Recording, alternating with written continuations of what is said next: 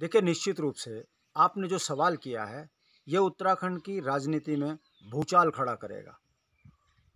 उत्तराखंड को बने हुए 21 वर्ष हो चुके हैं, मगर 3 जो दिल्ली वाले दल हैं, वो उत्तराखंड की जनता को किस तरीके से ठग रहे हैं, ये अब जनता के बीच में बहुत बड़ा सवाल बनकर खड़ा हुआ है। वर्तमान में एक पार्टी जिसने फ्री बिजली की बात कही है, वह भी उत्तराखंड के बुनियादी सवालों से बचते हुए उत्तराखंड की जनता को केवल फ्री का लालच देकर चले गए। हमारा ये कहना है कि इन 20 वर्षों में उत्तराखंड की ना तो ज़मीनें बची हैं, भू कानून में इन्होंने परिवर्तन कर दिया, ना उत्तराखंड के नौजवान बच्चों के लिए रोजगार बचा है, रोजगार खत्म कर दिए हैं। स्वरोजगार में बाहर वालों का कब्जा हो चुका है, यहाँ के संसाधनों में बाहर वाले बैठ चुके हैं। उत्तराखंड के जो पर्वतीय क्षेत्र में मंदिर थे, उन पे देवासन बोर्ड बनाकर उस पर भी इन्होंने गुजरातियों को बैठाकर एक साफ संदेश दे दिया है कि उत्तराखंड के संसाधनों में बाहर वालों को बैठाकर उत्तराखंड की जनता को आर्थिक और सामाजिक रूप से, सांस्कृतिक रूप से गुलाम बनाने की साजिश है। हमारा ये कहना है कि उत्तराखंड में सख्त भू कानून लागू होना चाहिए। उत्तराखंड में पलायन रोकने के लिए रोजगार और स्वरोजगार की नीति बननी चाहिए।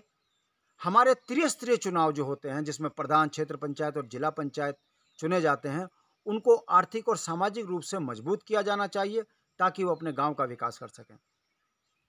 दिल्ली वाले दल इन तमाम बुनियादी सवालों से बचते हुए उत्तराखंड की जनता को फ्री के जाल में फंसाने की कोशिश कर रहे हैं।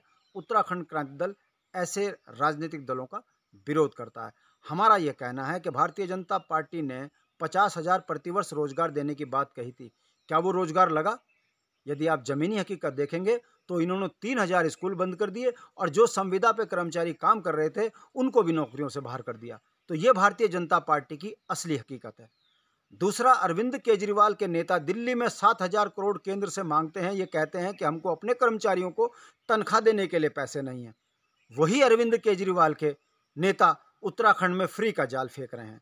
हमारा ये कहना है कि जब आप दिल्ली में केंद्र से पैसों की मांग कर रहे हो, तो उत्तराखंड की जनता के जो 60,000 करोड़ रुपया वार्षिक बजट है, इस बजट में मात्र 1,100 करोड़ रुपए देकर आप उत्तराखंड के 58 से 60,000 करोड़ के बजट पर नज़र गड़ाए बैठे हो। इस पर आपका क्या कहना है? इस पर उन नेताओं की चुप्पी ये बताती है कि झूठ की बुनियाद पर उत्तराखंड को लूटने की साजिश जो दिल्ली वाले दल कर रहे हैं, इनके खिलाफ उत्तराखंड क्रांति दल एक सशक्त हस्ताक्षर बनकर गांव-गांव इनके झूठ को समझा रहा है। और जनता इस बात को समझ रही है कि उत्तराखंड की जनता को फ्री बिजली नहीं, रोजगार और स्वरोजगार चाहिए। किसान को किसान निधि से जोड़ना चाहिए, किसान के घर में खुशहाली देनी चाहिए। इन बातों को ना कर कर उत्तराखंड को लूटने की जो साजिश कर रहे हैं, हम इसको कामयाब नहीं होने देंगे। हम उत्तराखंड में सख्ती से भू कानून लागू कराने की बात कर रहे हैं और जिन्होंने उत्तराखंड के संसाधनों में लूटा है, उन्हें उत्तराखंड से बाहर खदेड़ने का काम करेंगे। ये उत्तराखंड क्रांति दल का संकल्प है और धीरे धीरे जनता इस बात को समझ रही है कि जिन्होंने इस राज्य को बनाया है, यही इस राज्य को बचा सकते हैं। तो आने वाले समय में ये हमारे बुनियादी मुद्दे हैं कि जमीन में नौजवान को रोजगार, गांव से पलायन रोकने के लिए नीति, उत्तराखंड में सख्ती से भू कानून और मूल निवासियों को उत्तराखंड में संसाधनों से संपन्न करना, ये हमारा आने वाले समय में मुद्दा होगा। और इससे तीनों जो दिल्ली वाले दल हैं वो घबराए हुए हैं। इसीलिए उन्होंने ना तो अपने मुख्यमंत्री की घोषणा कर रहे हैं, ना उत्तराखंड में पलायन पर बात कर रहे हैं, ना रोजगार पर बात कर रहे हैं, ना भू कानून पर बात कर रहे हैं।